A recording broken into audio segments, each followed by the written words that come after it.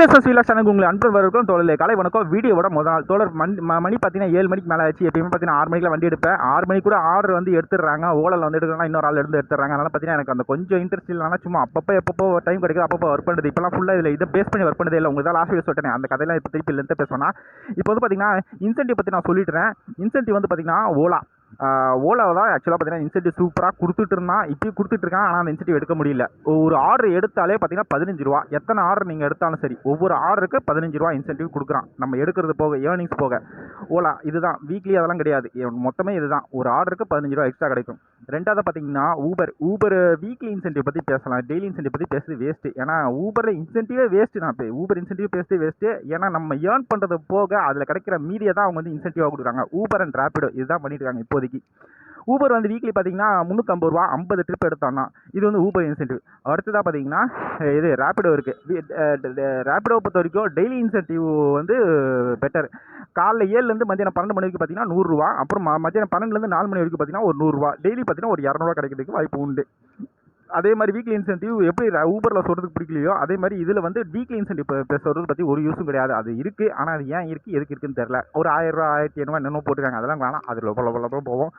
Okay right. இந்த 3 incentive பற்றி பேசிட்டேன். சொல்ல நல்லா கேட்டுக்கோங்க. ஒரே விஷயம் இந்த இதில் வந்து நான் சொல்லணும்னு நினச்சேன். அதாவது டெலிவரி ஜாப் பெஸ்ட்டா இல்லை இந்த பைக் டாக்ஸி ஓட்டுறது பெஸ்ட்டா, food delivery and courier delivery இது ரெண்டு கம்பைன் பண்ணி பேசுகிறத இது ரெண்டு பெஸ்ட்டா இல்லை பார்த்தீங்கன்னா பைக் டாக்ஸி ஓட்டுறது பெஸ்ட்டா அப்படின்னு கேட்டிங்கன்னா பெஸ்ட்டு வந்து ஃபுட் டெலிவரியும் கொரியர் டெலிவரி பண்ணுறது ரொம்ப ரொம்ப பெட்டர்.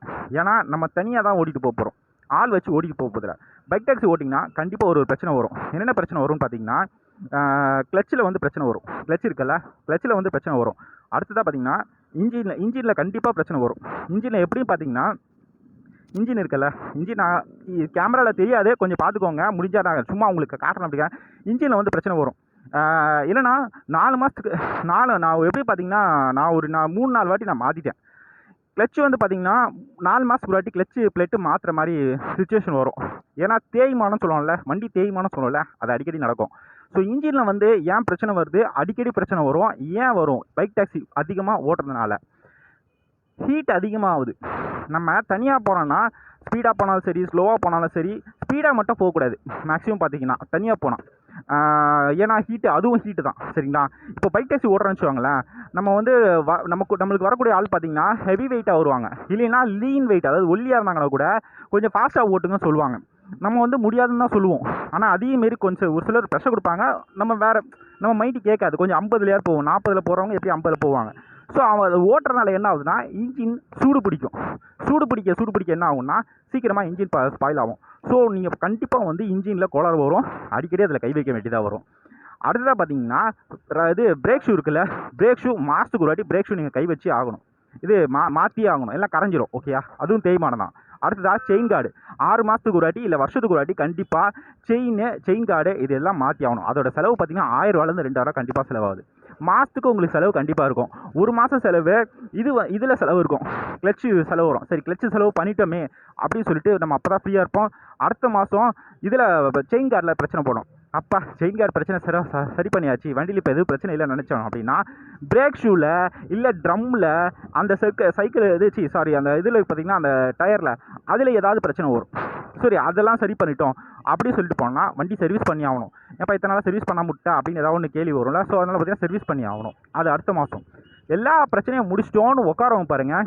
அப்போ தான் பார்த்தீங்கன்னா லொட்டின்னு இன்ஜின் ஏதாவது கோளாறு வரும். இந்த மாதிரி பிரச்சனை வந்திருக்கான்னு கேட்டிங்கன்னா 100% எனக்கு வந்திருக்கு தோழர். எனக்கு வந்து மாதம் ஏதாவது ஒரு பிரச்சனை வந்துக்கிட்டே இருக்கும். வண்டி செலவு பண்ணிக்கிட்டே இருப்பேன். ஸோ அதனால் பைக் டாக்ஸி ஓட்டவே வேணாம்னு சொல்லுவேன். பைக் டாக்ஸியை வந்து அப்படி தூக்கி ஓரம் கட்டிட்டு இப்போதைக்கு டெலிவரி ஜாபும் ஃபுட் டெலிவரி ஜாப் பண்ணுறதும் பெட்டர். நான் கூட பார்த்தீங்கன்னா இப்போ பைக் டாக்ஸி ஃபுல்லாக ஓட்டதே கிடையாது. 400 500 எடுத்துகிட்டு வீட்டுக்கு போயிடுது. ஒரு வேலை எக்ஸ்ட்ரா கிடச்சினா ஓகே, அது லக்கு. ஆனால் நான் ஃபுல்லாகவே ஓட்டது கிடையாது. இதை விட்டுட்டு வேறு வேலையாக பார்க்க ஆரம்பிச்சிட்டேன். உங்களுக்கு லாஸ்ட் வீடியோ சொல்லிட்டேன். இதெல்லாம் நம்பி தான் ஓட்டினா நம்மளுக்கு ஆப்படிச்சிடுவானுங்க. ஓகே, இது இப்போ எதாவது ஆர்டர் வந்தானே பார்ப்போம். தோழர் இப்போ டைம் பாருங்கள், மணி வந்து 12 ஆக போகுது. நான் எடுத்துருக்க அமௌண்ட் உங்களுக்கு காட்டுறேன். காலைல 7 மணிலேருந்து நான் எடுத்த அமௌண்ட்டு 221 தான் இது வரைக்கும் எடுத்திருக்கேன். எங்கே இருக்கேன்னா கிண்டிக்கிட்டே இருக்கேன். ஓலாவும் பாருங்கள், ஓலாலையும் ஒன்றும் வரல. இதெல்லாம் ஆர்டர் வந்தது, அதை அக்செப்ட் பண்ணவே முடியலை. ஸோ கிட்டத்தட்ட எத்தனை மணி நேரம் நான் ஒர்க் பண்ணது பார்த்தீங்கன்னா காலை 7லேருந்து மதியானம் 12 மணி வரைக்கும் 5 மணி நேரம் நான் ஒர்க் பண்ணி எடுத்த அமௌண்ட்டு இவ்வளோ தான் எடுத்திருக்கேன். ஸோ மீதி நம்ம போகும்போது பேசுவோம் அப்படியே. கிண்டியில் நான் லாஸ்ட் சொன்னல, இப்போ போயிட்டு நான் இல்லை யூடர்ன் போட்டு இங்கே வந்து நிற்கிறேன். இப்போ நான் இப்போ என்னென்னா டைமிங்கை நான் தெளிவாக சொல்லிடுறேன். காலைல 7லேருந்து நான் 12 மணி வரைக்கும் ஒர்க் பண்ணி எடுத்த அமௌண்ட்டு 270 ரூபா. நீங்கள் பார்த்தீங்கல்ல, இதில் எவ்வளோ மணி நேரம் நான் வேலை செஞ்சேன் அப்படி பார்த்தீங்கன்னா ஜஸ்ட்டு ஒரு மணி நேரம் தான் வேலை செஞ்சேன். மீதி 4 மணி நேரமும் சும்மா தான் இருந்தேன். எப்படின்ற கரெக்டாக சொல்கிறேன். மாதவரத்துலேருந்து பிக்கப்பு ட்ராப் வந்து நேராக போரூர் டோல்கேட்டில் ட்ராப் பண்ணேன். கையில் கிடச்ச அமௌண்ட்டு பார்த்தீங்கன்னா 170 ரூபா. ஓகேயா, அது ஃபஸ்ட்டு ஆர்டரு. அது எவ்வளோ மணி நேரம் ட்ராவலிங் பார்த்தீங்கன்னா வெறும் 25 நிமிஷம் மட்டும்தான். காரணம் என்னென்னா பைபாஸ் ரோட்டில் வந்தேன். காலங்காலத்தில் 7 மணிக்கெலாம் வந்தேன்ல, 7:30க்கு கொஞ்சம் ஆர்டர் வந்துடுச்சு. நான் வீடியோ எடுத்த கொஞ்ச நேரத்தில் 10 நிமிஷத்தில் பார்த்தீங்கன்னா ஆர்டர் வந்துடுச்சு. ஸோ அதை ட்ராப் பண்ணி முடிச்சிட்டேன். அப்புறம் அங்கேருந்து போரூரில் பிக்கப்பு ட்ராப் வந்து பார்த்திங்கன்னா நேராக கிண்டி. அமௌண்ட் எவ்வளோனா 100 ரூபா. 10 கிலோமீட்டர் தான் இருக்கும். எக்ஸாக்டாக கரெக்டாக பரவாயில்ல. அது ஊபர் அந்த டைமில் அது எதுவும் கரெக்டாக கொடுத்துட்டான். ரேப்பிடோ மாதிரி மாறிட்டு இருந்தான் நடுவில். சரி அதெல்லாம் வேணால் 10 கிலோமீட்டரு. ஆனால் ட்ராவலிங் டைம் பார்த்தீங்கன்னா 35 நிமிஷம் ஆச்சு. ஸோ 25 + 35 போட்டு பாருங்கள். கணக்கே கரெக்டாக 1 மணி நேரம் தான் வந்தது. வேலையே 1 மணி நேரம் தான் வேலை செஞ்சேன். மீதி 4 மணி நேரம். சரி, மீதி 1 மணி நேரம் கூட நம்ம கழிச்சிக்கலாம். ஏன்னா டிஃபன் சாப்பிட்றது இல்லைன்னா பார்த்தீங்கன்னா அங்கங்கே கொஞ்சம் ரெஸ்ட் ரூம் போகிறது அது நம்ம அங்கங்கே நிற்கிறது அதெல்லாம் வச்சு நம்ம கழிச்சிட்டோம்னு வச்சுக்கோங்களேன். மீதி 3 மணி நேரம் சும்மா தான் நின்றுட்டேன். ஓலாலேயும் ஆர்டர் வந்ததானா வந்தது. ஆர்டர் எல்லாம் நல்லா தான் வந்தது. ஓலாலேயும் வந்தது, ரேப்பிடோலேயும் வந்தது. ஆனால் ஓலாவில் எப்படி வந்ததுன்னா அதுக்கு முன்னால் கேமரா கொஞ்சம் அப்படி இப்படின்னு இதாகும். கொஞ்சம் சரியாக வைக்கலாம். நான் ஆடியோ மட்டும் கேளுங்க ப்ளீஸ். ஏன்னா இந்த ஓலா வந்து பார்த்திங்கன்னா ஆர்டர் வந்தது உங்களுக்கு நல்லாவே தெரியும். ஆர்டர் அக்செப்ட்னு அந்த அக்செப்ட் பட்டன் வரதுக்கு முன்னாலே ஆர்டர் வந்து வேறு ஆள் எடுத்துடுறாங்க. ரெண்டாவது பார்த்திங்கன்னா ரேப்பிடோவில் ஆர்டர் வருது, நல்லா தான் வருது. ஆனால் பிக்கப் மட்டுமே 3.8 கிலோமீட்டர் 2.8 கிலோமீட்டர் தான் அதிகமாக வருது. சின்ன ஆர்டர்ஸ் தான் அதிகமாக வருது. ஒரு 10 மணிக்கு மேலே பார்த்தீங்கன்னா ஆர்டர்ஸ் ரொம்ப சின்ன ஆர்டர்ஸ் தான் அதிகமாக வரும். ஆனால் அந்த சின்ன ஆர்டர் கூட பார்த்தீங்கன்னா பக்கத்தில் எதுவுமே வரல. எல்லாமே பார்த்தீங்கன்னா 2.5 3.8 இந்த மாதிரி தான் வந்துட்டு இருக்குது. அதுவும் பார்த்தீங்கன்னா ஒரு குறிப்பிட்ட ஆர்டர் நம்ம வந்து ஸ்கிப் பண்ணிட்டோம்னு வச்சுக்கோங்களேன், ஆர்டர் கொடுக்கறத நிறுத்திடுவான். இந்த ஊபரில் சுத்தமாக ஆர்டர் 1 மணி நேரத்தில் கண்டிப்பாக ஊபர் ஆர்டர் வரும் தோழர். அது வரவே இல்லை. காரணம்னா முழுக்க ஓலாவும் ரேப்பிடோவும் தான். ஓலாவில் வந்து என்ன பண்ணிட்டா அப்படி பார்த்தீங்கன்னா கஸ்டமரை கவரணும் அப்படின்றதுக்காக ரேட்டெல்லாம் கம்மி பண்ணலை. அதான் அந்த தனிநபர் சுதந்திரத்தை தூக்கிட்டான். எல்லாருமே அட் டைமில் ஆர்டர் அட்டன் பண்ணியே ஆகணும். கஸ்டமர் புக் பண்ணுறான்னா அந்த ஆர்டர் எடுத்தே ஆகணும் அப்படின்றதுக்காக கவர் பண்ணுறதுக்காக அப்படி பண்ணிட்டான். ஸோ இப்போ ஓலாவில் வந்து கஸ்டமர்ஸ் நிறைய பேர் அதை புக் பண்ண ஆரம்பிச்சிட்டாங்க. ஆனால் ஆர்டர் நம்மளுக்கு கிடைக்கிறதில்ல. ரெண்டாவது பார்த்தீங்கன்னா ரேப்பிடோ வந்து ரேட்டு கம்மி பண்ணிட்டான். ஸோ 2 இதில் ஒருத்தருக்கு ரேட்டு கம்மியாக வேணும் அப்படின்னா ரேப்பிடோ புக் பண்ணிக்கிறாங்க. ஒருத்தருக்கு எனக்கு ரேட்டு கம்மியாக அதிகமோ எனக்கு புக் பண்ண உடனே வந்தாகணும் பைக் டிரைவரு, அதுக்கு வந்து ஓலா வந்து செட் ஆகிடுச்சு. ஸோ இன்னும் ஊபர் அதான் சொல்கிறேன், லாஸ்ட் வீடியோ நான் சொன்னேன், ஊபர் இன்னும் அது ஒன்று தான் பண்ணலை. அவங்க பண்ணிட்டாங்கன்னா முடிஞ்சு போச்சு. அவங்க வேறு ஏதாவது ஐடியா பண்ணுவாங்க. ஐடியா பண்ணி நம்மளை எல்லோரும் முட்டாளாக்குவாங்க. அவ்வளோதான். எல்லா வசதிகளும் வந்து கஸ்டமருக்கு பண்ணுற அந்த ஆப்புகள் டிரைவர்ஸ்க்கு எதுவுமே பண்ணுறதே இல்லை. நம்ம பேசி அதான் சொன்னேன், நம்ம பேசி ஒரு துளி கூட எதுவுமே மாற்றிக்க மாட்டாங்க. மாற்ற மாட்டாங்க. இது தெரிஞ்ச விஷயம் தான். எந்த ஆப்பை பற்றி நம்ம பேசினாலும் அவங்க மாற்றிக்க போகிறதில்ல. நம்ம தான் மாறிக்கணும்.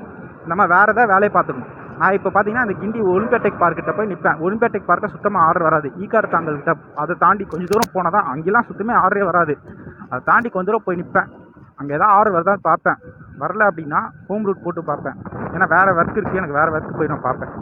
வரலை அப்படின்னா அப்படியே கிளம்பிடுவேன். வேறு வழி இல்லை. பெட்ரோல் வேஸ்ட்டு, நேரம் வேஸ்ட்டு, வேலை எல்லாமே வேஸ்ட்டு. அவ்வளோதான் என்னால் சொல்ல முடியும்.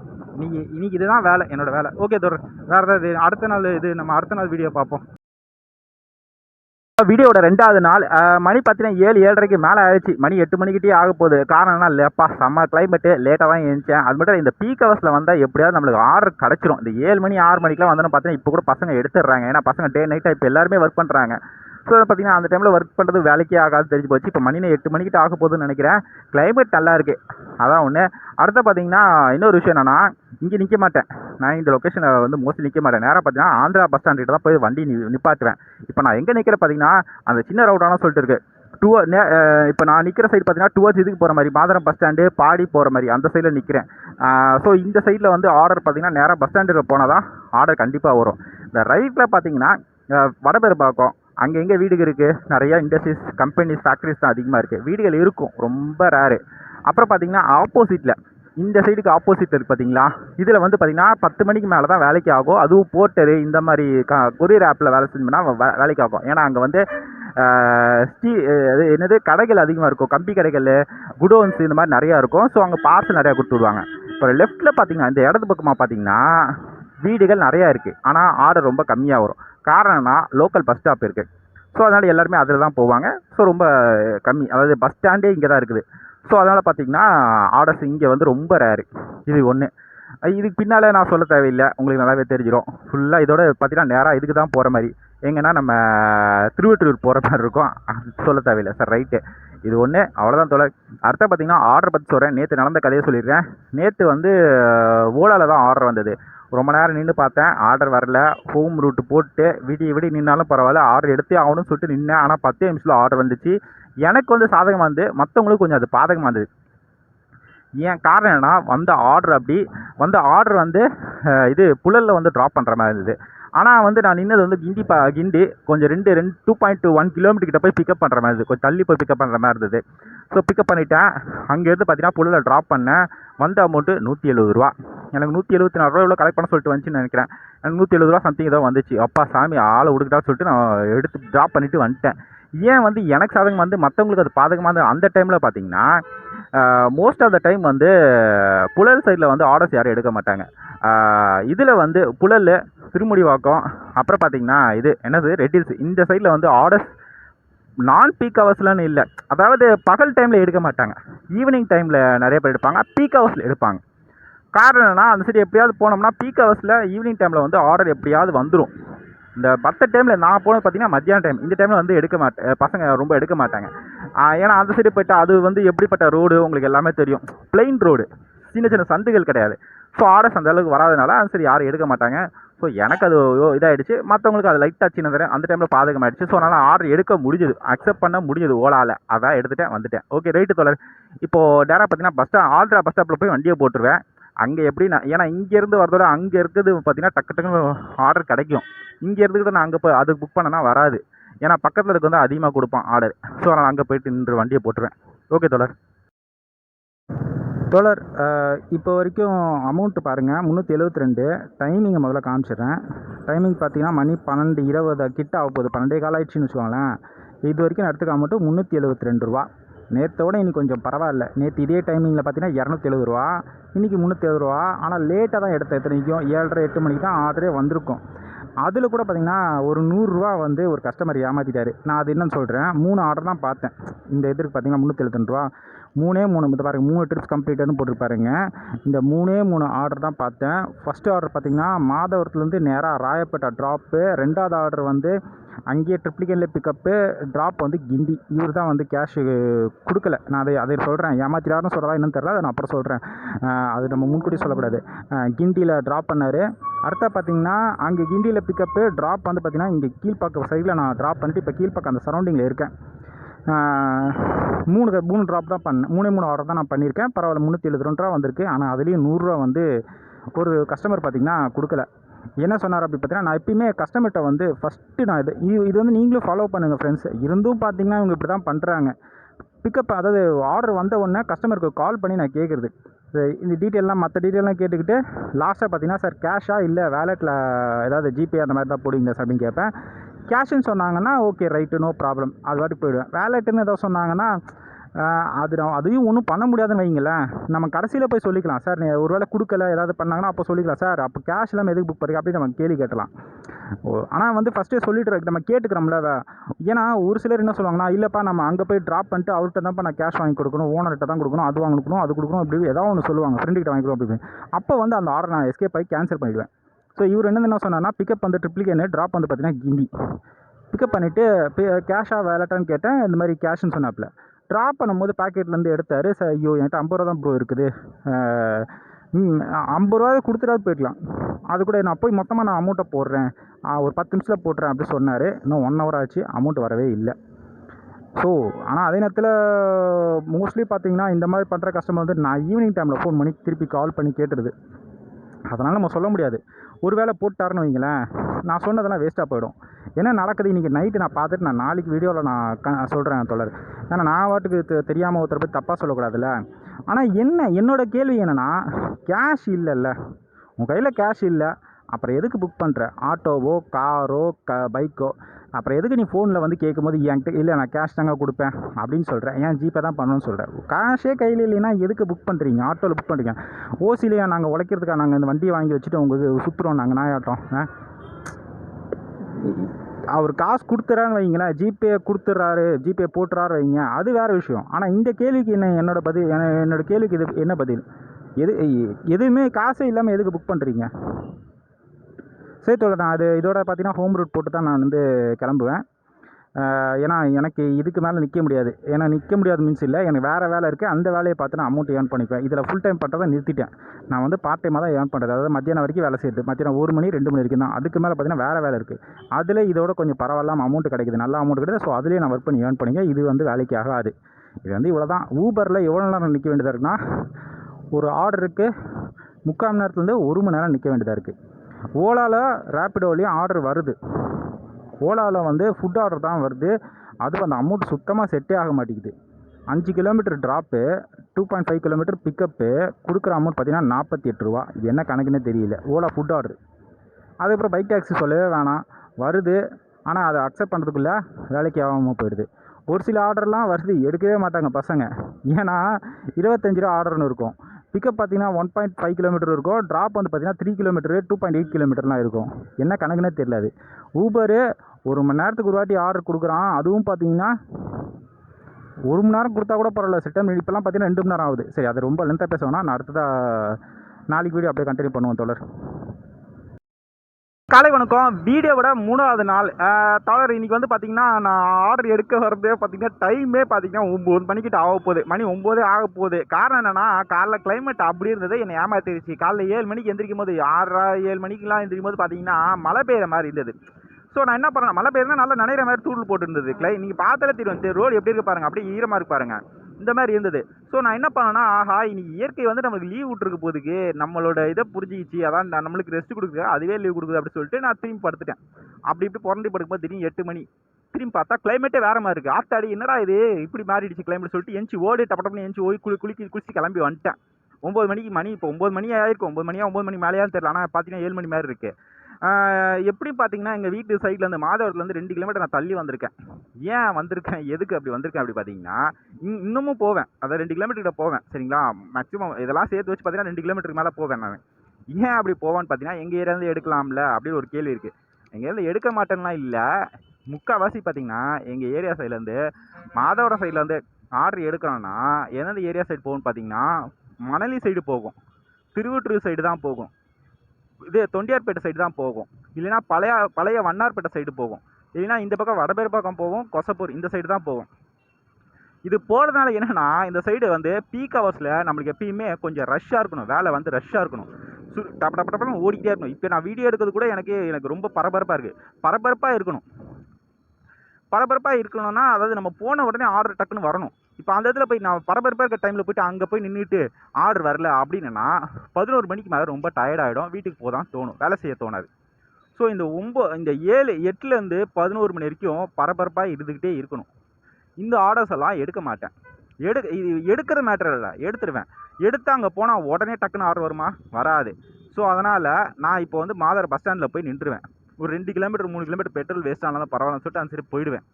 இப்போ அந்த சைடு போனோம்னா என்னென்ன மாதிரி ஆர்டர் வரும் பார்த்தீங்கன்னா, மேக்ஸிமம் தேனாம்பேட்டு, ஆழ்வார்பேட்டு, திருவிழிக்கேணி, முகப்பேரு, வேளச்சேரி, கிண்டி, தரமணி, இந்த மாதிரி ஏரியாக்களில் வந்து அப்புறம் ஈக்காடத்தாங்கல், இந்த ஏரியா சைடு, கோயம்பேடு, இந்த மாதிரி ஏரியா சைடில் கண்டிப்பாக ஆர்டர் வரும். ஏதோ 1 2 வேணா தண்டையார்பேட்டை. ஆனால் தண்டையார்பேட்டை ரொம்ப வந்ததில்லை. அந்த சைட்லாம் பார்த்தீங்கன்னா தண்டையார்பேட்டை போனோமா, தண்டையார்பேட்டோ திருவிட்டூர்லாம் ரொம்ப வந்ததில்லை. ஃபுல்லாகவே அந்த சைடு தான் கொண்டு போய் விடும். ஸோ இது ஒன்று. அதனால் பார்த்தீங்கன்னா அங்கே தான் வண்டி போய் விடுறது. அடுத்தா பார்த்தீங்கன்னா இன்னும் ஒரு கேள்வி எனக்கு கேட்கணும். ரேட்டிங் வந்து அப்படியே இருக்குது தோழர். என்னோடய ரேட்டிங் பார்த்தீங்கன்னா ரொம்ப கம்மியாக இருக்குது, மட்டமாக இருக்குது என்னோடய ரேட்டிங். அந்த ரேட்டிங் அப்படியே இருக்குது.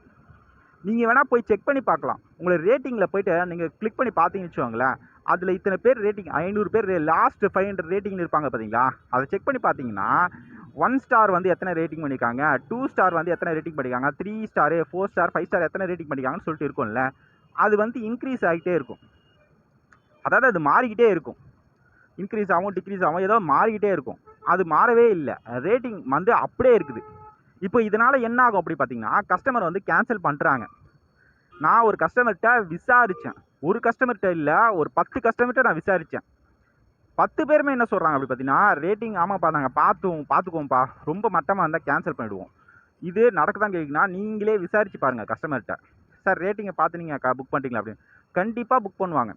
இப்போ இதனால் என்னப்பா பாதிப்பு அப்படின்னு கேட்டிங்கன்னா, புதுசாக ஜாயின் பண்ணுறாங்கல்ல ஊபரில், அவங்கெல்லாம் வந்து 5 ரேட்டிங் அப்படியே இருப்பாங்க. இப்போ இந்த ரேட்டிங் வந்து நம்மளுக்கு மாறல, அதே மாதிரி தான் புதுசாக ஜாயின் பண்ணுறதுக்கு மாறாதுல்ல. இப்போ அந்த புதுசாக இருக்கவங்களுக்கு வந்து 5 ரேட்டிங் அப்படியே இருக்கும். இப்போ என்னோட ரேட்டிங் பார்த்தீங்கன்னா 4.94 மகா மட்டமாக இருக்குது. அது ஏன் அப்படி மாறிச்சு அப்படி பார்த்தீங்கன்னா, எக்ஸ்ட்ரா கேஷ் வாங்குற மாதிரியோ இல்லை பார்த்தீங்கன்னா கஸ்டமர் வந்து டக்குன்னு வந்து ஏதாவது ஒரு விஷயத்தை புரிஞ்சிக்க மாட்டேங்கிறாங்க. அதனால் பார்த்தீங்கன்னா என்னோட ரேட்டிங், அதாவது கேஷ் எக்ஸ்ட்ரா கேஷ் வாங்கிட்டேன்னு சொல்லிட்டு ரேட்டிங் வந்து போடுறாங்க. சத்தியமாக சொல்கிறேன், இன்றைக்கி வரைக்கும் நான் ₹1 கூட ஒரு கஸ்டமர்கிட்ட சார் எக்ஸ்ட்ரா எனக்கு ஒரு ₹10 தேவைப்படும், எனக்கு எனக்கு இப்போ எக்ஸ்ட்ரா ₹20 கொடுங்க, அந்த சைடு போட்டால் நான் ரிட்டன் ஆர்டர் ஆகும் அப்படின்னு நான் இந்த ஒர்க் பண்ணுற இந்த ஜாப் மேலே ப்ராமிஸ் பண்ணி சொல்கிறேன், சத்தியம் பண்ணி சொல்கிறேன். ₹1 கூட ஒரு கஸ்டமர்கிட்ட நான் கேட்டதே கிடையாது, கேட்கணும் அவசியமே கிடையாது, எனக்கு தேவையே இல்லை. என் உழைப்பு, என் சொந்த உழைப்பு, அதில் நான் சம்பாதிக்கிறேன், எனக்கு அது போதும், அடுத்தவங்க காசு எனக்கு தேவையே இல்லை.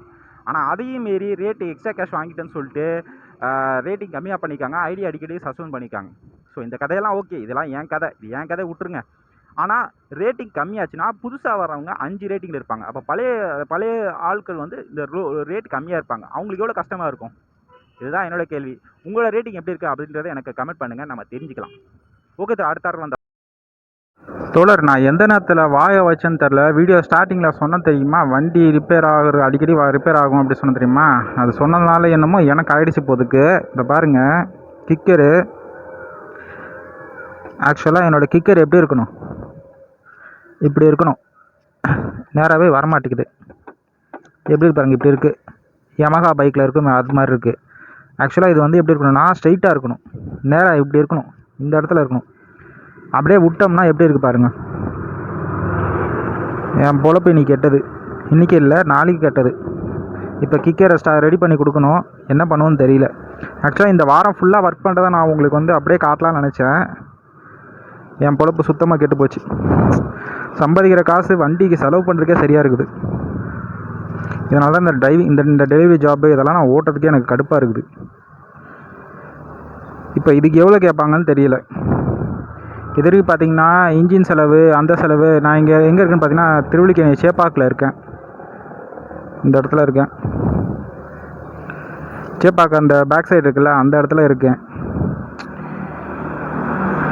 சரி, நான் போகும்போது பேசிகிட்டே போவோம் தோல. இப்போ எப்படியாவது ஸ்டார்ட் பண்ணணும். எனக்கு ஸ்டார்ட் பண்ணுறதா இப்போ தலைவலி. ஸ்டார்ட் பண்ணுறது இப்போ எனக்கு வண்டி ஸ்டார்ட் ஆகிடுச்சுன்னா கூட என்னென்னா அப்படியே பிடிச்சிக்கிட்டே ஓட்டிடுவேன்.